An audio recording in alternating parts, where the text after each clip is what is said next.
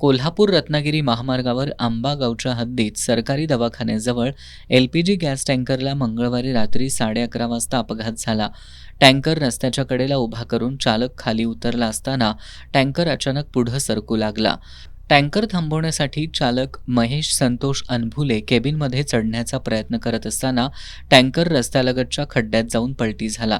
या अपघातात अनभुले यांचा मृत्यू झाला. अपघाताची माहिती मिळताच शिल्पा यमगेकर, सुभाष मोरे, आप्पासाहेब पालखे आणि पोलिसांनी घटनास्थळी धाव घेत मदतकार्य सुरू केलं.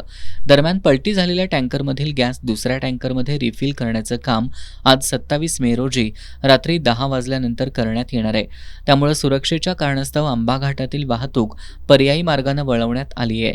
रत्नागिरी जिल्ह्यातून आंबा घाटाकडे येणारी वाहतूक करूळ, भुईबावडा, गगनबावडा आणि अणुस्कुरा घाटामार्गे वळवण्यात आली आहे. तर कोल्हापूर शहर, पुणे, बेंगलोर महामार्ग आणि सांगली जिल्ह्यातून येणाऱ्या वाहनांसाठी गगनबावडा घाट हा पर्यायी मार्ग निश्चित करण्यात आलाय. एसटी वाहतूकही पर्यायी मार्गाने सुरू ठेवण्यात येणार असल्याची माहिती पोलीस प्रशासनानं दिली आहे.